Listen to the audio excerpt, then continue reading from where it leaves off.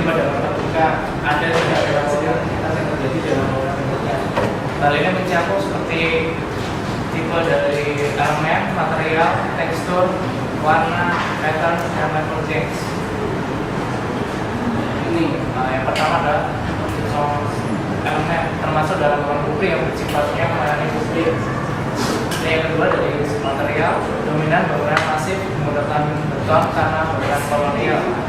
Area sekitarnya juga merupakan bangunan kolonial. Ini yang ketiga, tekstur. Fasad bangunan-bangunan di sekitar area yang beraneka ragam, dari yang mempertahankan masa lampau sampai yang mengubahnya menjadi modern. Yang keempat ada kolor atau pengelolaan warna. Pada stasiun ini pada gedung Bank Indonesia dan gedung Bank BRI sendiri menggunakan bangunnya didominasi oleh warna putih telur sehingga membuat kesan zaman apa yang ingin dihidupkan kembali. Yang terlihat bahwa semuanya ini menunjukkan dengan hijau berwarna putih.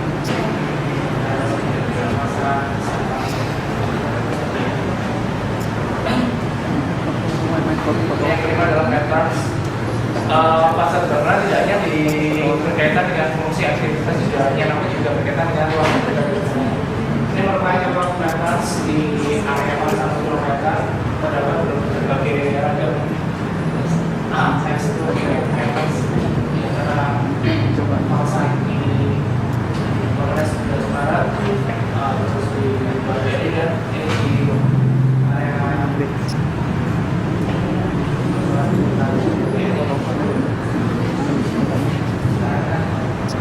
ini perbedaan ketinggian terdapat di perbandingan ketinggian tanah antara jalan dan trotoar dan pedesarian. Ini terdapat pada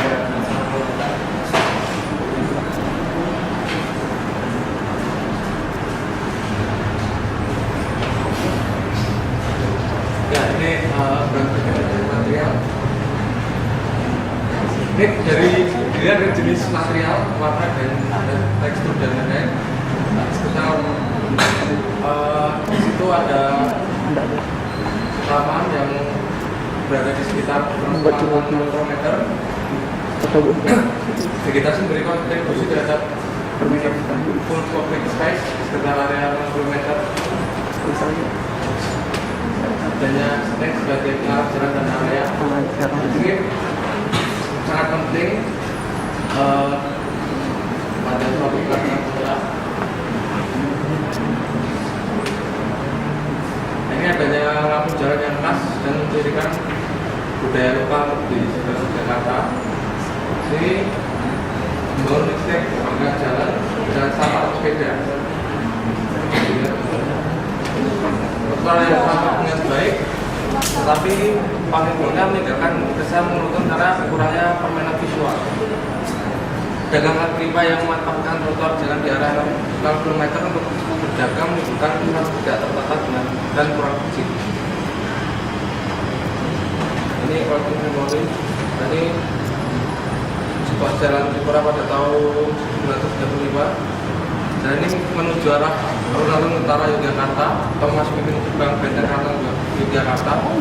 Sekarang jalan ini masih tetap bernama Jalan Tripura, lokasinya masih sama, tetapi situasinya sudah berbeda. Di sana sudah banyak perubahan.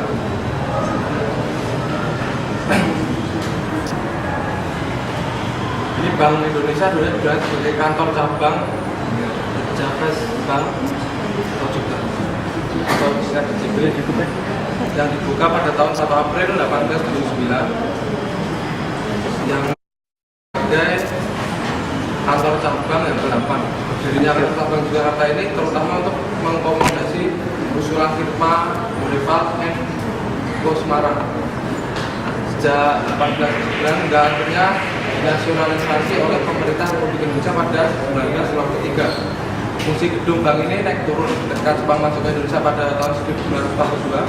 Kegiatan operasional bank ini berhenti.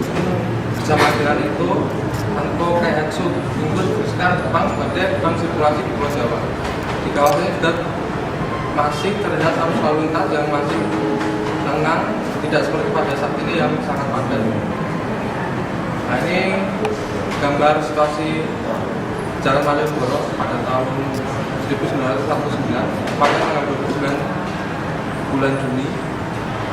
Kendaraan militer yang melintas di Malioboro yang tampak dalam gambar tersebut adalah kendaraan militer Belanda. Pada masa itu pula, sepanjang jalan Malioboro sampai dengan itu banyak terdapat pohon-pohon besar dan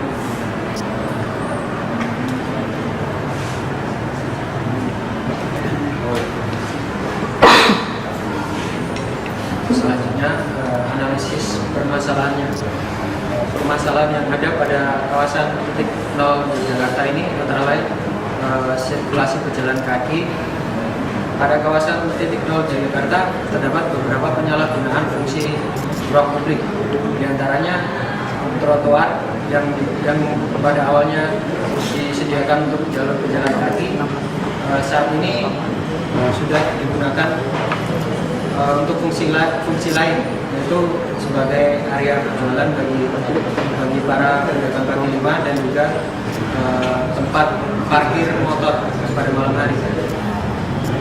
Pada gambar terlihat kondisi trotoar yang digunakan sebagai tempat berjualan dan parkir motor yang cukup mengganggu sirkulasi pejalan kaki.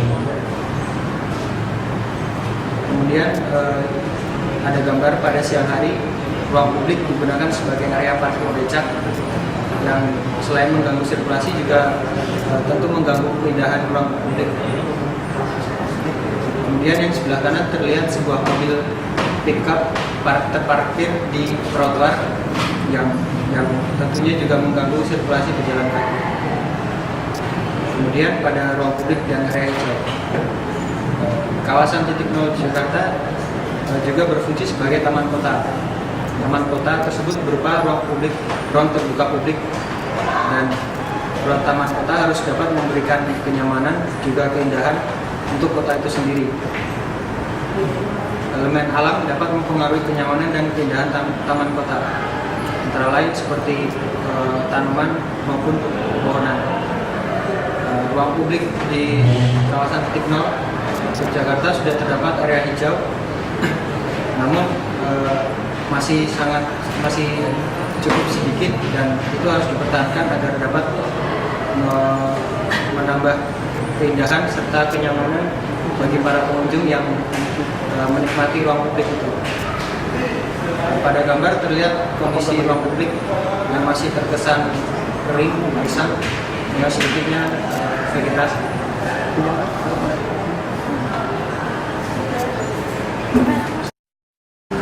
Permasalahan selanjutnya yaitu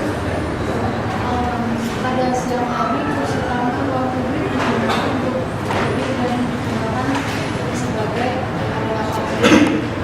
Ini kurang. Kemudian pada malam hari, selain trotoar, area taman kota juga digunakan sebagai area parkir motor yang mengganggu aktivitas dan dari permasalahan-permasalahan yang telah disebutkan tadi, konsep desain kami yaitu untuk ruang publik di titik nol adalah open museum, yaitu taman kota yang akan mengembalikan kenangan sejarah kawasan titik nol kota Yogyakarta di masa lalu. Kawasan titik nol kota Yogyakarta memiliki banyak peristiwa sejarah penting yang terjadi di masa lalu. Peristiwa sejarah tersebut menjadikan kota Jogja menjadi istimewa. Namun banyak pendatang dari luar kota yang akan menuju kota Jogja sendiri untuk itu mengetahui sejarah kota Jogja. Karena itu konsep open museum ini akan diterapkan pada ruang publik titik nol.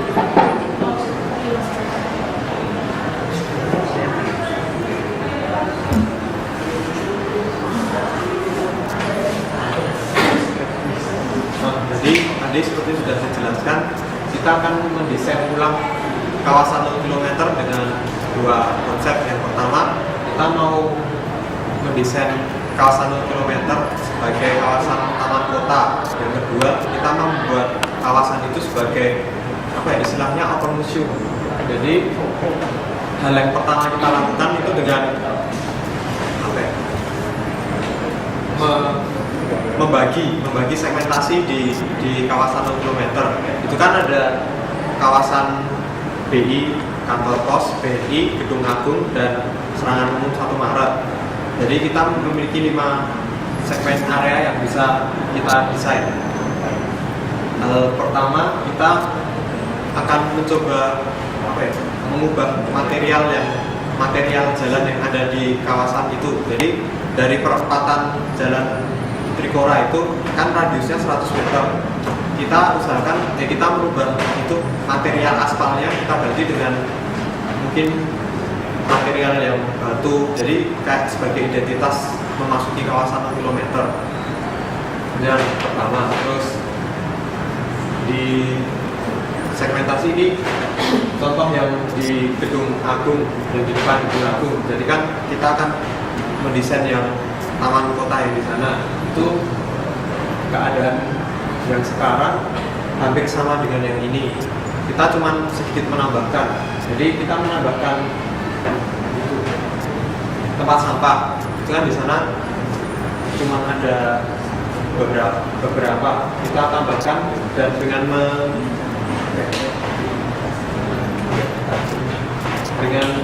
fungsinya berbeda-beda. Jadi ada pembagian sampah, sampah organik, sampah plastik, dan sampah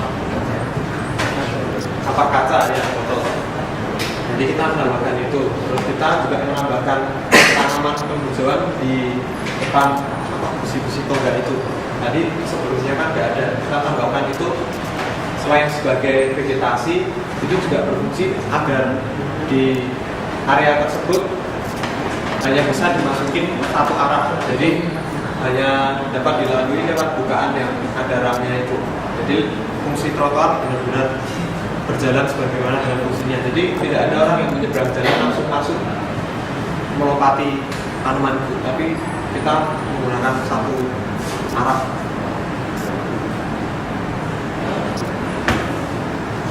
Mungkin tampak atasnya seperti ada tempat sampah, ada bangku taman, terus pohon.